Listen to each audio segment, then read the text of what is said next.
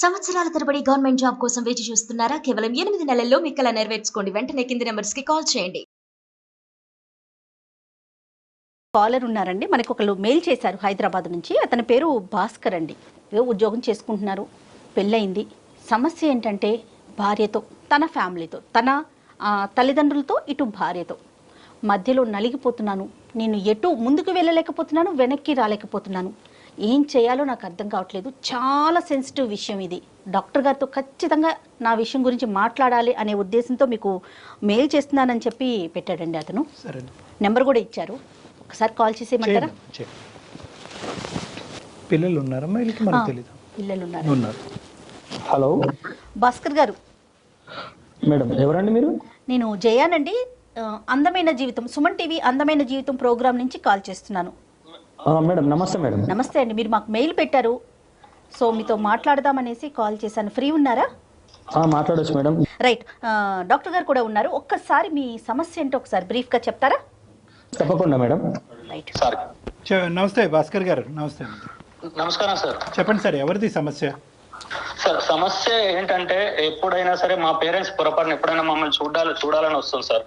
వాళ్ళు పేరెంట్స్ ఎప్పుడైనా వచ్చినప్పుడు వాళ్ళని అసలు ఎట్లా అంటే రెస్పెక్ట్ కాదు కదా సార్, అసలు చాలా దారుణంగా చూస్తుంది సార్ వాళ్ళని. వాళ్ళు కూర్చున్నప్పుడు వాళ్ళ దగ్గర కూర్చొని వాళ్ళ ఎదురుగా కూర్చొని కాలు మీద కాలేసుకొని కూర్చోవడం, వాళ్ళకి అట్లీస్ట్ ఏదైనా భోజనం పెట్టాలన్నా టిఫిన్ చేయాలన్నా కూడా ఏంటమ్మా ఏమన్నా రెడీ అయిందా అంటే లేదు అక్కడ ఉంది పెట్టుకోపోండి అని చెప్పి వాళ్ళని అమర్యాదగా మాట్లాడటము. అది ఎట్లా అంటే మా పేరెంట్స్ వస్తే ఒకలాగా ట్రీట్ చేస్తున్నారు, వాళ్ళ పేరెంట్స్ వస్తే ఒకలాగా ట్రీట్ చేస్తున్నారండి. ఎంతసేపు నేను ఫోన్ లో మాట్లాడినా కూడా, ఈవెన్ మా పేరెంట్స్ దూరం ఉంటారు కాబట్టి అట్లీస్ట్ 2 days కోసారో 3 days కోసారో మనం కాల్ చేసుకొని మాట్లాడుకుంటాం కదా సార్, పేరెంట్స్ తో మాట్లాడుతుంటాము. సో అది తనకు నచ్చదు. అది ఎంతసేపు ఫోన్ మాట్లాడుతుంటే నీకేమవసరం, ఊరికే ఎందుకు మాట్లాడతావు, ఇలాంటి క్వశ్చన్లు అండి. అంటే మా పేరెంట్స్ తో నాకు మాట్లాడుకునే స్వేచ్ఛ లేదా సార్? ఎందుకు అంటే మీ పేరెంట్స్ ఏమన్నా తెలియకుండా ఏమన్నా ఈ అమ్మాయిని ఏమన్నా అన్నారా?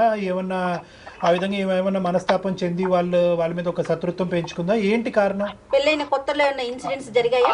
అలాంటివి ఏం లేదు సార్. ఎందుకంటే పెళ్ళైన కొత్తలో మేము అంటే ఒక 1 week 10 days అక్కడ ఉన్నాం. పెళ్ళైన తర్వాత జాబ్ ఇక్కడ ఉంది కాబట్టి మళ్ళీ జాబ్ లో జాయిన్ కావాలి కాబట్టి ఏమంటే 1 week 10 days లో వచ్చేసాం. ఈవెన్ మా పేరెంట్స్ దగ్గర మేము వెళ్ళినా లేకపోతే మా పేరెంట్స్ ఇక్కడికి రావడం వేళ్ళ మీద లెక్క పెట్టుకోవచ్చు సార్. మరి తన పేరెంట్స్ తో వాళ్ళతో మాట్లాడుకుంటూ ఉంటారా? తను మాట్లాడుకోవచ్చు, కానీ నేను మాట్లాడితే మాత్రం ఎందుకు ఊరికే మాట్లాడము? వాళ్ళు ఎప్పుడన్నా పొరపాటున ఎప్పుడన్నా వస్తే వాళ్ళని వెళ్ళిపోయేటట్టుగా మాట్లాడము. మరి మీ పేరెంట్స్ ఇంటికి మీరు వెళ్ళటం గానీ లేదంటే పండగకో పబ్బానికో మీ ఇద్దరు కలిపి వెళ్ళటం అదేమైనా జరుగుతుందా? అది కూడా ఆగిపోయిందా? అది కూడా ఆగిపోయింది సార్. ఏంటంటే ఇప్పుడు ఎంతసేపు వాళ్ళ పేరెంట్స్, వాళ్ళ చుట్టాలు, వాళ్ళ ఫంక్షన్స్, ఎంతసేపు వీళ్ళ చుట్టాలు సైడ్ ఇటు సైడ్ పోవడమే తప్పించి మా చుట్టాలకు కానీ మా పేరెంట్స్ దగ్గర కానీ వెళ్ళడం కానీ అసలు జరగట్లేదు సార్. సరే అట్లయినా సరే వీళ్ళు నా వాళ్ళే, వీళ్ళు నాకు పేరెంట్స్ తో సమానం అని చెప్పేసి నేను అట్లయినా సరే అందరూ మన వాళ్ళే అని చెప్పి నేను కలుపుకోపోయేవాడిని సార్. కానీ ఇటు వరకు వచ్చేసరికి ఏంటంటే అవసరం లేదు. 10 years నుంచి ఇదే పద్ధతి అండి, లేకుంటే మధ్యలో మారారా ఆవిడ? ఇట్లా మొదటి నుంచి ఇదే ధోరణండి. ఎట్లా అంటే ఎందుకు ఇంకా ఎట్లా అంటే పీక్స్ కి వెళ్ళిపోతుంది మేడం. మీరు ఎప్పుడైనా చెప్పారండి? ఎప్పుడైనా వాదన జరిగిందా ఈ విషయానికి సంబంధించి? మాట్లాడుకున్నారా కనీసం? ఈ విషయం గురించి ఎప్పుడు టాపిక్ వచ్చినా మాకు పెద్ద వార్ జరుగుతుంది మేడం. మాకు వార్ జరగడము, తను వారం 10 రోజులు మాట్లాడకపోవడము. ఎవరు కాంప్రమైజ్ అవుతారండి? లాస్ట్ కి నేనే కాంప్రమైజ్ అవ్వాల్సి వస్తుంది మేడం. ఇటు పోయి మళ్ళీ కాంప్రమైజ్ అవ్వాలి. ఇప్పుడు కాంప్రమైజ్ అయ్యే ఓపిక లేదు మేడం నాకు ఇంకా. అంటే బహుశా ఇప్పుడు భాస్కర్, ఇప్పుడు అమ్మ నాన్నకి సంబంధించినటువంటి అంశం ప్రతిరోజు మీరు మాట్లాడుకోవాల్సినటువంటి అవసరం లేదు కదా. ఆ ఇష్యూ కాకుండా మిగతా అన్ని ఇష్యూస్ లో మీ ఇద్దరు అన్యోన్యంగానే ఉంటారా? మిగతాదంతా బాగానే ఉంటుంది. రీసెంట్ గా ఒక చిన్న విషయం అండి. మా పేరు మార్నింగ్ వాష్రూమ్ లో ఉండగా ఒక కాల్ వస్తే తను కాల్ కట్ చేశారండి. నేను చూసుకోకుండా రెగ్యులర్ షెడ్యూల్ లో పడిపోయి ఆఫీస్కి వెళ్ళిపోయాను. మళ్ళీ నా వర్క్ చేసుకున్న తర్వాత సాయంత్రం నాకు కాల్ వచ్చిందండి. మళ్ళీ సాయంత్రం కాల్ వచ్చి కాల్ లిఫ్ట్ చేస్తే, ఏంట్రా నువ్వు ఇలా కాల్ లిఫ్ట్ చేయలేదు, మార్నింగ్ ఇలా జరిగింది, నాన్నకి బీపీ షుగర్ అంతా డౌన్ అయిపోయింది, స్ట్రోక్ రావడం జరిగింది, హాస్పిటలైజ్ అయినారు అని చెప్పి నాకు మళ్ళీ ఈవినింగ్ నాకు కాల్ చేస్తే తెలిసిందండి. ఎందుకంటే మార్నింగ్ కాల్ చేశారని చెప్పారు. నేను ఆ కాల్ చేశారని చెప్పారు, మా వైఫ్ కూడా చెప్పలేదండి. అక్కడ బానే ఉన్నారు నాన్నగారు? ఇప్పుడు వెళ్ళాను గుడ్ అండి. ఇప్పుడు అక్కడ అక్క వాళ్ళు కొంచెం దగ్గరలో ఉంటారు కాబట్టి వాళ్ళు వెళ్ళి చూసుకున్నారు. వాళ్ళు మరి ఇప్పుడు అడిగారా ఏంటంటే ఈ ఏమని? టైంలో ఆడపిల్లలు, ఈ టైంలో మా అక్కలు వెళ్ళారు, వాళ్ళ హస్బెండ్స్ వాళ్ళ డ్యూటీలో ఉన్నారు. ఆడపిల్లలు ఈ టైంలో అసలు ఈ కోవిడ్ సిచ్యువేషన్ లో వాళ్ళు తీసుకెళ్లారు రావడం ఎంత ఇబ్బందిగా ఉంటుంది. అదే కనుక నా వైఫ్ నా కాల్ వచ్చింది అని ఒక మాట చెప్పుంటే నేను ఏదో ఒక రకంగా కాల్ మాట్లాడి ఫ్రీడమ్ లో మాట్లాడైనా ఏంటి ఎమర్జెన్సీ అని చెప్పి మాట్లాడి నేను హాస్పిటల్ కి సాయంత్రం లోపు మధ్యాహ్నం లోపు వెళ్ళిపోయేవాడిని కదా సార్. ఎంత ప్రాబ్లం అయిపోయి సార్. నేను ఉన్న ఒక్క కొడుకుని సార్, నేను కాకపోతే ఎవరు చూసుకుంటారు సార్ పేరెంట్స్ ని? కేవలం నేను పెళ్లికి ముందు మన ఇద్దరమే ఉందాం, మన జీవితంలో ఎవరి జోక్యం ఉండదు అనేటటువంటి ఏకైక మాట పట్టుకుని ఈరోజు సునీత ఇలా వ్యవహరిస్తుందా అనేటటువంటి దానికి మనకు కొద్ది క్లారిటీ కావాలి భాస్కర్. అంటే ఆ అమ్మాయి కేవలం ఒక ప్రైవసీ గురించేనా? ఆ అమ్మాయి కేవలం మీ తల్లిదండ్రులతోనే ఇలాగే ప్రవర్తిస్తుందా, లేదంటే అందరితోనే తనకి సోషల్ కాంటాక్ట్స్ తక్కువ, మీ ఇంట్లోకి ఎవరు రాకూడదు, మీరు ఎవరింటికి వెళ్ళకూడదు అనేటటువంటి ఆలోచన శైలా? కేవలం మీ తల్లిదండ్రుల మీద ఎందుకు ఈ టార్గెట్? కేవలం మా తల్లిదండ్రులు వాళ్ళ విషయం వాళ్ళతో మాట్లాడినప్పుడు కానీ వాళ్ళు వచ్చినప్పుడు కానీ ఏదో ఒకటి జరుగుతుంది సార్. కాదు భాస్కర్, మరి అంటే ఎలాంటి సలహా కోసం మీరు మాకు మెయిల్ చేశారు? డాక్టర్ గారి వైపు నుంచి మీరు ఎలాంటి సలహాను ఎక్స్పెక్ట్ చేస్తున్నారు? మెయిన్ ఇష్యూ ఎక్కడ వచ్చిందంటే మేడం, ఇప్పుడు మా పేరెంట్స్ ఇలా జరిగిందని చెప్పేసి ఆ రోజు ఈవినింగ్ వచ్చి గొడవపడడం జరిగింది మేడం. నాకు చెప్పలేదు, ఎందుకు నువ్వు ఇలా కాల్ కట్ చేయడం జరిగిందని చెప్పేసి ఆ రోజు చాలా పెద్ద గొడవ జరిగింది మేడం. సో అంత గొడవ జరిగేసరికి తన డిసిషన్ కి ఏమొచ్చేసింది అంటే, ఇప్పుడు నీకు మీ పేరెంట్స్ కావాలా నేను కావాలా? నేను కావాలంటే మీ పేరెంట్స్ ని మర్చిపో, నాకు విడాకులు ఇచ్చేసేయండి. అంటే ఇంతకు మించి మీరు మీ పేరెంట్స్ దగ్గర నుంచి దూరంగా ఉండటం ఏంటి భాస్కర్? ఇప్పుడు వాళ్ళు మీ ఇంటికి రాంది లేదు, నువ్వు వాళ్ళ ఇంటికి పోలేదు, ఆఖరికి ఒక మాట సాయం లేదు, ప్రాణాల మీదకి వచ్చినా ఫోన్ కాల్ ఎత్తే పరిస్థితి లేదు. ఇంతకంటే తెగదెంపులు ఏం కావాలి? ఆల్రెడీ ఎవ్రీథింగ్ అయినట్టేగా 10 సంవత్సరాల్లో, ఇంకా ఏం కావాలంటే ఆవిడకి? అంటే ఇప్పటి నుంచి మీరు కాల్స్ కూడా మాట్లాడదు ఇంక ఇప్పటి నుంచి. ఇప్పుడు వరకు కంట్రోల్, ఇప్పుడు కమిట్మెంటా? ఇప్పుడు అలాగే అనిపిస్తుంది సార్. అంటే దాని అర్థం ఏంటో నాకు అర్థం కావట్లేదు సార్. ఇదేదో ఒక సైడ్ ఆఫ్ ది కాయిన్ మేము చూస్తున్నట్టు నాకు అనిపిస్తుంది. ఖచ్చితంగా ఈ ఇష్యూలో అయితే మాత్రం మీ భార్యమణితో మాత్రం మాట్లాడవలసినటువంటి అవసరం ఉంది. ఆవిడ వర్జన్ ఏంటనేది తెలుసుకోవాల్సిన అవసరం ఉంది. ఎందుకంటే ఏ కారణం లేకుండా వృద్ధాప్యంలో ఉండే ఇద్దరు, పెద్ద వయసులో ఉన్న ఇద్దరు మనుషుల్ని అసలు ఏ కనికరం, మానవతా దృక్పథం లేకుండా దూరం పెట్టే ఆలోచన ఒక స్త్రీకి ఎందుకు ఉంటుంది అన్నది మనం తెలుసుకోవాలి. అంటే అవకాశం ఉంటే 10 ఏళ్ల జీవితంలోనే నాకు 100 ఏళ్ల జీవితం చూపించింది సార్. ఆమె గయాలితనం అట్లా ఉంటుంది. ఆమె నోట్లో నోరు పెట్టకపోతే ఎంత బాగుంటే అంత దూరం ఉంటే అంత మంచిగా ఉంటుంది సార్. కాదంటే తను ఏం చేస్తుంటారు? హౌస్ వైఫ్ ఏనా? తను జాబ్ చేస్తారు మేడం. ఒకసారి ఏమన్నా మాట్లాడొచ్చా భాస్కర్? సార్ నేను ప్రయత్నం చేస్తాను సార్. నేను ఒకసారి కాల్ కలుపుతాను, మీరు కూడా ఒకసారి మాట్లాడండి సార్ తనతో. పర్వాలేదా? నో ప్రాబ్లం కదా? అంటే జస్ట్ అసలు ఆవిడ వర్షన్ ఎలా ఉందని తెలుసుకోవటం కోసం. ఓకే సార్, కాల్ కలపండి. ఏంటి డాక్టర్ గారు అంటే మనం ఇప్పుడు అతను కావాలి, అతన్ని కని పెంచి ఇక్కడ దాకా తీసుకొచ్చిన తల్లిదండ్రులు వద్దా? రేపొద్దున్న మరి మన పిల్లలకి మనం ఏం చెప్తాం? అంత దూరం ఆలోచించరు కదా, ఇక్కడే స్టోరీ. తాత చెప్ప తరతరాలు అంటారు. హలో హలో, ఏం చేస్తున్నావు? ఏదో చేస్తున్నాను. ఏంటి ఇప్పుడు? ఏం చెప్పండి. పిల్లలు ఏం చేస్తున్నారు? ఆన్లైన్ క్లాసులు జరుగుతున్నాయి కదా, కూర్చున్నారు అక్కడ. తెలుసు కదా, మళ్ళీ నన్ను అడుగుతావేంటి? అయ్యో ఏంటి, ఎందుకు చేసావు? చెప్తాను సరే. నేను ఇక్కడ సార్ని డాక్టర్స్ దగ్గరకు వచ్చాను, సైకాట్రిస్ట్ డాక్టర్ దగ్గరకు వచ్చాను. మన సమస్య గురించి ఒకసారి సార్ కూడా మీతో మాట్లాడుతా అన్నారు. మీతోని నేను ఎందుకు మాట్లాడాలి వాళ్ళతో? వాళ్ళెవరు? నాకేం సంబంధం వాళ్ళతోటి? నువ్వు వెళ్ళవు, నువ్వు విను. నువ్వు వాళ్ళు ఏం చెప్తారో నువ్వు విను. కాదమ్మా, కాదు సునీత గారు. ఓకే, ఆ నలుగురిని చేరేస్తున్నావు అన్నమాట ఇప్పుడు. సునీత గారు ఏంటో వినుకాస్తా నువ్వు. కదమ్మా, ఒక్క సెకండ్ అమ్మా. అమ్మ సునీత, నమస్తే అమ్మా. నా పేరు డాక్టర్ కళ్యాణ్ చక్రవర్తి అమ్మ. నేను మానసిక వైద్య నిపుణుని ప్లస్ రిలేషన్షిప్ కౌన్సిలర్ని. నాతో పాటు జయ గారు కూడా ఉన్నారు, సీనియర్ యాంకరు. అంటే ఏంటండి చెప్పండి, ఏం వినాలి నేను ఇప్పుడు? అమ్మ నీ జీవితం. సునీత గారు, మీతో మేము ఏం మాట్లాడలేదండి. అప్పుడే మీరు ఏం వినాలి అనే ప్రశ్న వేసేస్తున్నారు. ఒక్క క్షణం అండి, కొంచెం టైం ఇవ్వండి ఒక్కసారి. చెప్పండి. కాదు సునీత గారు, ఏదో చిన్న డిస్టర్బెన్స్ నడుస్తోందని చెప్పి భాస్కర్ గారి ద్వారా మాకు తెలిసింది. అంటే మేము మధ్యలో వచ్చే ప్రయత్నం కాదు, కానీ అసలు జరిగిన సమస్య ఏంటి, ఎక్కడ మీరు హట్ అవుతున్నారు అనే కోణం తెలుసుకుందామని అంతే. ఎవరిని కూడా కించపరిచేటటువంటి ఉద్దేశం కానీ ఎవరి వైపు వేలెత్తి చూపెట్టేటటువంటి ఉద్దేశం కాదు. భాస్కర్ గారు ఏంటంటే మనస్తాపం చెంది 10 సంవత్సరాలు మా జీవితంలో ఒక ప్రాబ్లం వచ్చిందండి, కంటిన్యూస్ గా అది నడుస్తూనే ఉంది. ఏం చెప్పుకున్నాడు ఆయన మీ గురించి? నా గురించి మీ దగ్గర నాకు తెలియదు కదా, ఏం కంప్లైంట్ చేశాడు ఇప్పుడు నా గురించి? కంప్లైంట్ కదమ్మా, అన్ని విషయాల్లో మా భార్య పర్ఫెక్ట్ అండి. ఎక్కడ వేలెత్తి చూపేది లేదనే చెప్పారమ్మా మీ గురించి. మా అమ్మ నాన్న విషయం వస్తే కనుక అగ్గిలం మీద గుగ్గిలం అవుతుందండి. ఫోన్ లేదు, కాంటాక్ట్ లేదు, ఇక్కడికి వెళ్ళటం లేదు, అక్కడి నుంచి ఇక్కడికి రావటం లేదు. వాళ్ళ తల్లిదండ్రులకు సంబంధించినటువంటిది ఒక న్యాయం, మా తల్లిదండ్రులకు సంబంధించినటువంటి ఒక న్యాయం.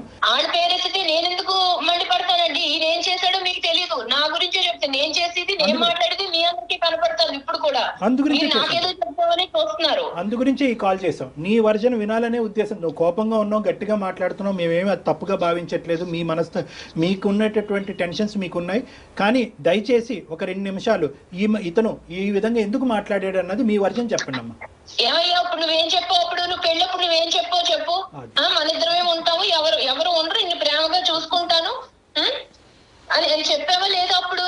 మరి ఇప్పుడేమో 7 కూడా అవ్వకుండానే నీవు మళ్ళీ వాళ్ళు తీసుకొచ్చి నన్ను ఎత్తి మీద వేస్తానంటే నేనేం చేయాలి? నేను ఊరికే కూర్చున్నానా? పొద్దున్నే వాళ్ళకి ఇప్పుడు ఆరోగ్యం బాగాలేదు, వాళ్ళని చూసుకోవడానికి వాళ్ళ కొడుకు కాకపోతే ఎవరు చూసుకుంటారు వాళ్ళని? ఆరోగ్యం బాగాలేకపోతే అక్కడ ఎలా వదిలేస్తారు వాళ్ళని?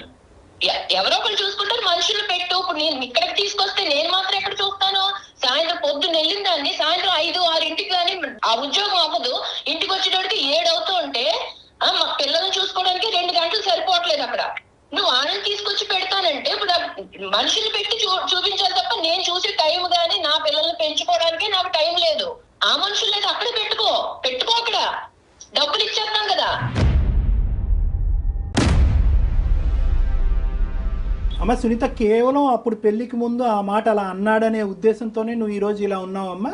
మాకు 1,00,000 ఉన్నాయి సార్ ఇక్కడ. మాకు పిల్లలు లేచి మేమిద్దరం బయటికి వెళ్ళి ఇంటికి వస్తేనే గానీ కుదరదు.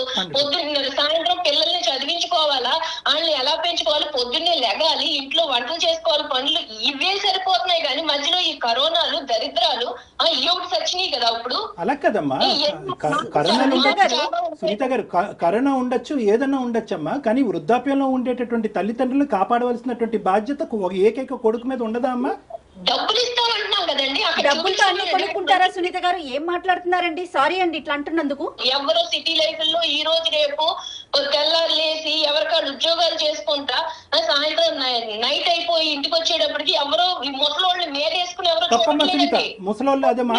రేపు పొద్దున్న మనం కూడా అదే పరిస్థితిలోకి వెళ్తాం సునీత. మనం ఇక్కడితోనే ఆగిపోమండి. మానవత్వం మంట కలిసిపోలేదమ్మా, అర్థం వాళ్ళలాగా మేము వచ్చి మీరు పడవండి, పిల్లల మీద మేము పడవు, వాళ్ళు వచ్చి పడతారేమో, మేము వచ్చి పడవు. మా ప్లాన్లు మాకు ఉంటాయి. రేపొద్దున వృద్ధాప్యం అనేటటువంటిది ఎక్స్క్లూజివ్ గా భాస్కర్ తల్లిదండ్రులకు కాదు, మీ తల్లిదండ్రులకి వృద్ధాప్యం వస్తుంది, మీకు వృద్ధాప్యం వస్తుంది. రేపొద్దున పెద్ద అయిన తర్వాత మీ పిల్లలు కూడా వాళ్ళ భార్యలు అంటారు, అరే డబ్బులు పడేసారా ఎందుకు పోయి చూసేదని అంటారు వాళ్ళ భర్తలతో. అది ఓకేనా మీకు? అదే చెప్తున్నానండి. ఇప్పుడు వాళ్ళు మా అమ్మ నాన్న గురించి నేనే వాళ్ళని విడిగా చూసుకోవట్లేదు. వాళ్ళు చూసుకోవాలని నాకు ఉంది. వాళ్ళు పెద్దోళ్ళు అయిపోయారు కానీ నేను వాళ్ళని చూసుకోవట్లేదు. ఎందుకంటే నాకు అంత టైం లేదు. అది అర్థం చేసుకోరేంటండి? ఎన్నని చెయ్యాలి, బయట చెయ్యాలా, ఇంట్లో చెయ్యాలా ఈ పనులు? ఈయన వచ్చేసి ఆయనకేమో ఇంట్లో పనులు ఏముండవు, బయట పనులు ఆయనతో సమానంగా నేను చేస్తున్నాను. ఆ ముసలోళ్ళకి వస్తే ఎన్ని చెయ్యాలండి? ఎన్ని సాకరీలు చేస్తే అవుతాయి ఎన్ని?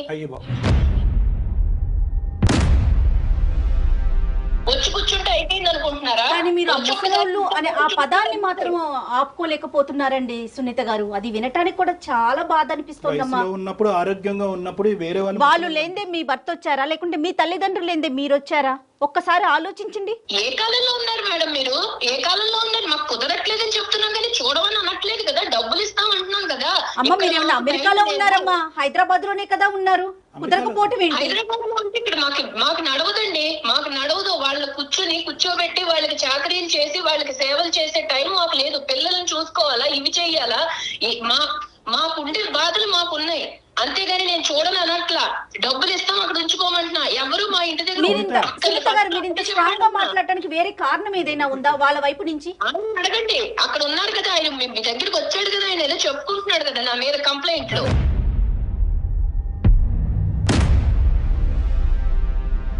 సునీత, నీకు చేసింది ఏంటంటే ఈ విధంగా కేవలం వృద్ధాప్యంలో ఉండేటటువంటి వ్యక్తులకి పోషించడానికి మాకు టైం లేదన్నది ఒక్కటే కారణమా, లేదంటే వీళ్ళ తల్లిదండ్రులు ఏమన్నా నీకు తప్పుగా ప్రవర్తించారా, ఇబ్బంది పెట్టారా?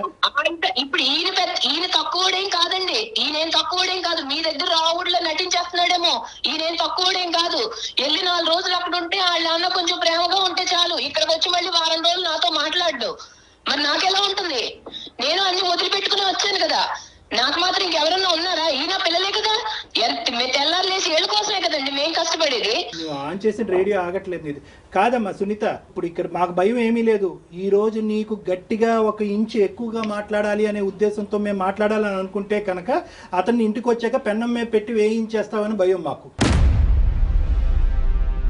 ఇప్పుడు నన్నేదో నేనేదో కొత్తగా ఈ లోకంలో నేను ఒక్కదాన్ని ఏదో అన్నట్టు మీ అందరూ కలిపి నాకు జడ్జిమెంట్ ఇస్తున్నారు కదా. ఎలాగో ఉంది, రమ్మనండి చూస్తాం ఇవన్నీ. నాకు ఇప్పుడే చెప్తున్నారు, మేమంత త్యాగమూర్తులో కాదు, మాకంత ఓపికలు లేవు. మీకు నమస్కారం. మాకు నమస్కారం పెట్టక్కర్లేదు. నువ్వు చెప్పుకో, ఏం చెప్పుకుంటావు చెప్పుకో. ఇప్పుడు వాళ్ళందరూ ఏదో చెప్తున్నారు కదా, ఏం చెప్పుకుంటావు చెప్పుకుని వాళ్ళ కాళ్ళ మీద పడి ఏడ్చి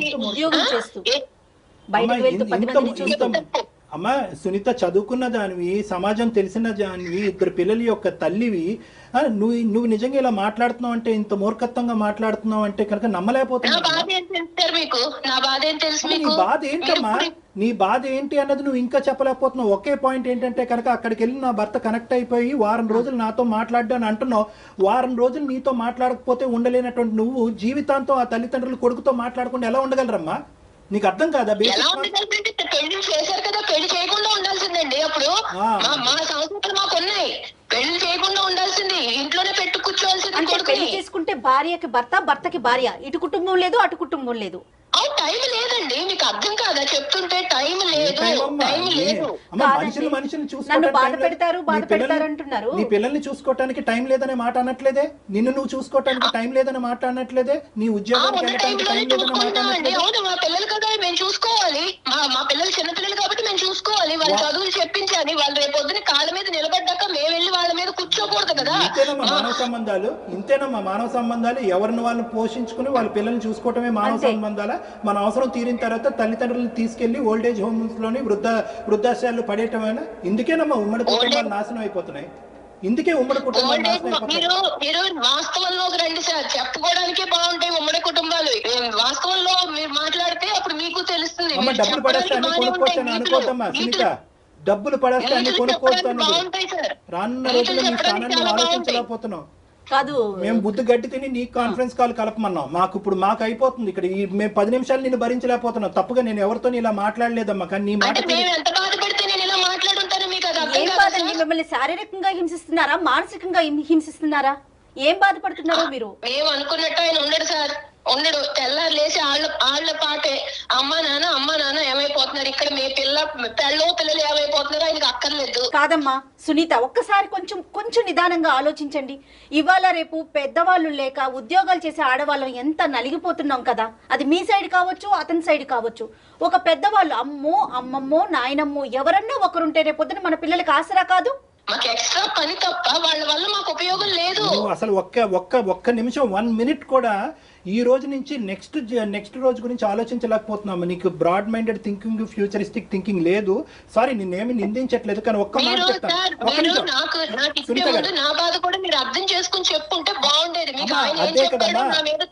అదే కదా తల్లి, భాస్కర్ ఫోన్ చేసినప్పుడు ఏంటయ్యా ఇలా మాట్లాడుతుంది ఒక ఆడది, అలాగే ఎక్కడో ప్రవర్తించేటటువంటి దానికి దాఖలాలే లేవు అని చెప్పి పొగుడుతున్నాడు నీ భర్త. నీ గురించి అన్ని ఇష్యూస్ లో బాగుందండి ఇది అదే అని చెప్పి నీ నోటి ద్వారానే ఈ రోజు నువ్వు నీ జీవితాన్ని చండాలం చేసుకున్నావు. ఇప్పటి వరకు నీ మీద మాకు ఎటువంటి నెగిటివ్ ఇంప్రెషన్ చెప్పుకుంటే మీకు అలా అనిపిస్తుంటే నేనేం చేయలేను కదా. నా బాధ ఇది నా బాధ.